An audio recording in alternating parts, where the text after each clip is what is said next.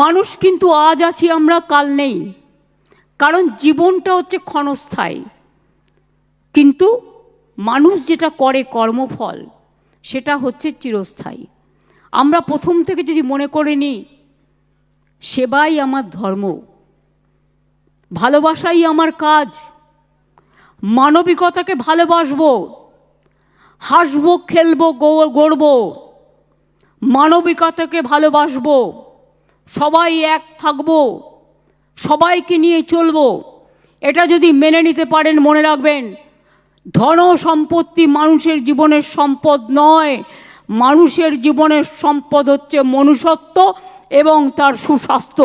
এই দুটো নজর রাখবেন।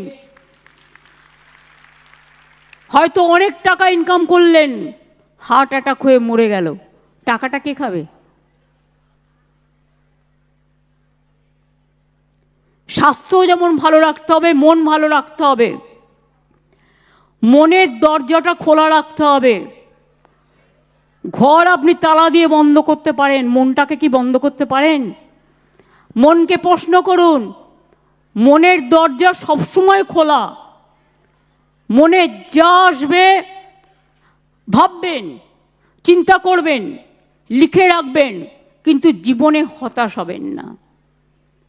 হতাশার কোনো স্থান নেই জীবনে। জীবনটা হচ্ছে ভালো করে বাঁচবার জন্য, সুন্দর করে নিজেকে গড়ে তোলার জন্য। শেখার কোনো বয়স নেই, যে কোনো বয়সে যে কোনো মানুষ।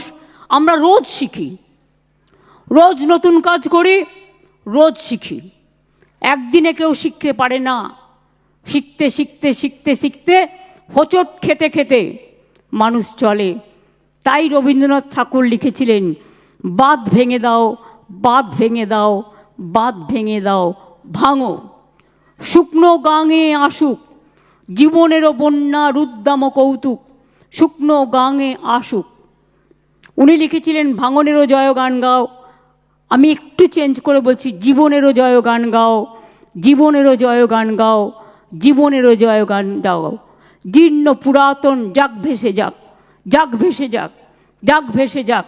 আমরা শুনেছি ওই মা ভই, মা ভই, মা ভই, কোন নূতনেরই ডাক। ভয় করি না অজানারে, রুদ্ধ তাহারি দ্বারে। দুর্দার বেগে দাও, ভাঙো, ভাঙো সব শৃঙ্খল, ভাঙো অত্যাচার, ভাঙো অনাচার, ভাঙো বিভেদ, ভাঙো বৈষম্য। বিদ্রোহী কবি নজরুল ইসলাম লিখেছিলেন, যখন দেশের স্বাধীনতা যুদ্ধ হচ্ছে কোনো তফাৎ তো ছিল না। রবীন্দ্রনাথ লিখলেন বাংলার মাটি বাংলার জল।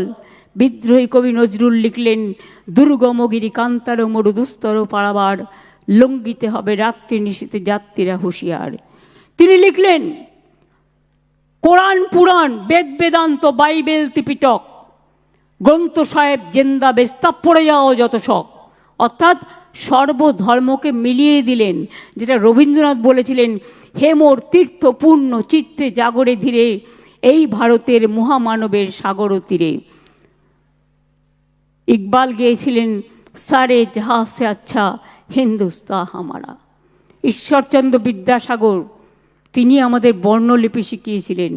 রাজা রামমোহন রায় সতীদাহ প্রথা নিবারণ করেছিলেন। ঈশ্বরচন্দ্র বিদ্যাসাগর বাল্যবিবাহ রোধ করেছিলেন। বিধবা বিবাহ প্রচলন করেছিলেন। মনে রাখবেন, বাংলাই হচ্ছে সংস্কৃতির স্রষ্টা, বাংলা হচ্ছে নবজাগরণের স্রষ্টা।